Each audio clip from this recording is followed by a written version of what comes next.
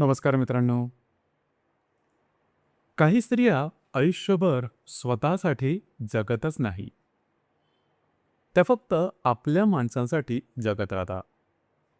आणि एक दिवस असा येतो की त्या शांत बसतात आणि स्वतःलाच विचारतात की मी खरंच जगले का? मी खरंच जीवनाचा आनंद घेतला का? कर्क राशीची स्त्री अशीच असते. तिचं जग बाहेरून खूप साधं दिसतं, पण तिच्या मनात भावनांचा एक अखंड प्रवाह वाहतो. ती हळवी असते, संवेदनशील असते आणि छोट्या छोट्या गोष्टीसुद्धा तिच्या मनाला खोलवर स्पर्श करून जातात. तिच्यासाठी नातं म्हणजे फक्त नातं नसतं. तो एक जिव्हाळा असतो, एक जपलेलं बंधन असतं, ज्यासाठी ती स्वतःला पूर्णपणे अर्पण करते, संपूर्णपणे समर्पित असते. लहानपणापासूनच तिची एक वेगळी जाण असते, एक वेगळी समज असते. कोण काय बोलतंय, कोण कसं वागतोय, कोणाच्या मनात काय चाललं आहे, हे सगळं ती नकळत ओळखते. ती फक्त शब्द ऐकत नाही, ती भावनाही ऐकते. तिला मौनही समजतं. त्यामुळेच तिचं मन नेहमी सतर्क असतं, नेहमी विचारात गुंतलेलं असतं. कधी-कधी ती स्वतःच्याच विचारांमध्ये इतकी गुंतते की तिला स्वतःलाच समजत नाही की ती एवढं का जाणून घेते.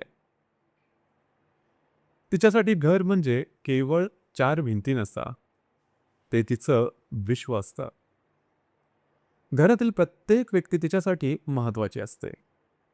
कोणाला काय हवं, काय नको, कोणाचा आनंद कशात आहे, कोणाला कोणता आधार हवा आहे, हे सगळं ती जपून ठेवते, नोंदवून ठेवते. ती स्वतःचा आनंदसुद्धा त्यांच्यातच शोधते. तिच्यासाठी स्वतःचं वेगळं असं काही अस्तित्व नसतंच मुळात. कारण तिचं सगळं अस्तित्व त्या नात्यांमध्येच मिसळलेलं असतं. ती खूप कामसू असते. घरातील प्रत्येक जबाबदारी ती सहजपणे उचलते. घराची व्यवस्था, स्वयंपाक, सगळ्यांची काळजी हे तिच्यासाठी केवळ कर्तव्य नसून ते तिच्या प्रेमाचं रूप असतं. आर्थिक बाबतीत, पैशाच्याही बाबतीत ती तशी शहाळीच असते. कुठे खर्च करायचा, कुठे साठवायचा, घराचा ताळमेळ कसा ठेवायचा, हीच ते सगळं शांतपणे, व्यवस्थित, काटेकोरपणे सांभाळत असते. बाहेर पाहिलं तर तिचं आयुष्य व्यवस्थित दिसतं. सगळं सुरक्षित, सुरळीत चाललंय असं दिसतं. पण सगळ्यात एक महत्त्वाची गोष्ट नकळत मात्र घडत असते. या सर्वांमध्ये ती स्वतःला विसरत जाते. ती इतरांसाठी इतकी जगते की स्वतःसाठी जगणं हे तिच्या लक्षातच राहत नाही. तिच्या भावना, तिच्या इच्छा, तिचे विचार हे सगळं ती मागे ठेवते. आणि हे करताना तिला कधीच वाटत नाही की ती काहीतरी गमावत आहे. कारण तिच्यासाठी देणं हीच तिची खरी ओळख असते. पण 40शी नंतर एक शांत आणि धीमा असा बदल सुरू झालेला असतो. घर तर स्थिर झालेलं असतं. मुलं मोठी झालेली असतात. जबाबदाऱ्या तशा असतात, पण धावपळ थोडी कमी नक्कीच झालेली असते. आणि त्या शांततेत तिला स्वतःसाठी थोडा वेळ मिळतो. ती थांबते आणि पहिल्यांदाच स्वतःकडे पाहते. आणि तिथेच एक प्रश्न उभा राहतो. मी इतकी वर्ष सगळ्यांसाठी जगली, पण माझ्यासाठी काय केलं? हा प्रश्न तिला तिच्या मनाला हळूहळू पोखरतो. ती मनाच्या गाभाऱ्यात खोल खोल जाते. हा प्रश्न तिला त्रास देत नाही, पण तिला शांतही बसू देत नाही, अस्वस्थ करतो. ती तिच्या आयुष्याचा मागोवा घ्यायला लागते. कुठे ती स्वतःला विसरली, कुठे तिने जास्त दिलं, कुठे तिनं स्वतःला थांबवलं. हे सगळं ती आठवायला लागतं. तिचं मन आधीपासूनच विचारांत गुंतलेलं असतं, पण आता तो विचार आणखीन खोल होतो. ती स्वतःलाच विचारते, मी जे केलं ते योग्य होतं का? मी स्वतःला इतकं का विसरले बरं? मला खरंच काय हवं होतं? आणि या सगळ्या विचारांमध्ये ती आतून थकायला लागते. खरं तर विचारांनीच माणूस नव्हतो. तिच्या शरीरातही बदल जाणवायला लागलेले असतात. आधीसारखी ऊर्जा राहत नाही. थकवा थोडा लवकरच जाणवतो. कधी कधी ती स्वतःकडे पाहते आणि तिला वाटतं, मी आधीसारखी नाही राहिली आता. पण ती हे कुणालाही सांगत नाही. ती हे सगळं शांतपणे स्वीकारते. जसं तिने आयुष्यसुद्धा स्वीकारलेलं असतं. नात्यांमध्येही तिला एक सूक्ष्म बदल जाणवायला लागतो. ती अजूनही सगळ्याची काळजी घेते, पण तिच्या मनात एक प्रश्न मात्र येतो. अगदी काळजीचा. माझी काळजी कोण घेत आहे? तिला कुणीतरी विचारावं असं कायम वाटतं. तू कशी आहेस? तुला काय हवं आहे? पण ती स्वतःहून काहीच बोलत नाही.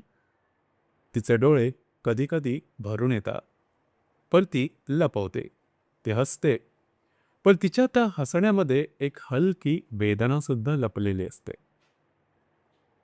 हळूहळू ती स्वतःमध्ये गुंतायला लागते. लोकांपासून तर ती दूर जात नाही, पण तिचं मन थोडंसं स्वतःकडे वळवते. ती सगळं करते, सगळ्यांसोबत राहते, पण तिच्या भावना ती स्वतः जवळच ठेवते. आणि मग एक दिवस असा येतो की ती स्वतःकडे परत बघते. अर्थात हा बदल अचानक होत नाही. तो हळूहळू होत असतो. सर्वात महत्त्वाचं म्हणजे ती स्वतःला दोष देणं थांबवतं. ती स्वतःलाच समजून घेते. तिला जाणवतं की तिने जे काही केलं ते तो तिच्या स्वभावाचा भाग होता. त्यात चुकीचं असं काही नव्हतं. आता ती थोडा वेळ स्वतःसाठी काढायला लागते. शांत सहज बसते. स्वतःचंच आत्मावलोकन करू लागते. स्वतःशी बोलते. स्वतःला ऐकते. आणि हळूहळू स्वतःची सोबत तिला आवडायला लागते. ती अजूनही सगळ्यांसाठी जगते, पण आता ती स्वतःला पूर्णपणे हरवू देत नाही. तिच्या मनात अजूनही प्रेमाची गरज आहे. प्रेमाची आस आहे. तिला अजूनही कोणीतरी असा हवा असतो की जो तिला समजून घेईल, जो तिच्या शांततेतही तिचं मन ऐकेल, मौनातही तिचे शब्द त्याला ऐकू येते. पण अर्थात आता हे काही ती मागत मात्र नाही. ती फक्त वाट पाहते, अगदी शांतपणे. कर्क राशीची स्त्री आपली दुःख, आपल्या वेदना मोठ्याने काही बोलून दाखवत नाही. पण तिच्या मनात भावनांचा एक अथांग समुद्र असतो. ती आयुष्यभर इतरांसाठी जगते आणि 40शी नंतर मात्र हळूहळू स्वतःसाठी जगायला शिकत असते. आणि कदाचित हीच तिच्या आयुष्याची खरी जीत असते. खरं जिंकणं इथूनच सुरुवात होतं. स्वतःला हरूनही पुन्हा स्वतःचा शोध घेणं. तर मित्रांनो, हे होतं 40शी नंतरच्या कर्क राशीच्या स्त्रीचं संपूर्ण व्यक्तित्व. धन्यवाद.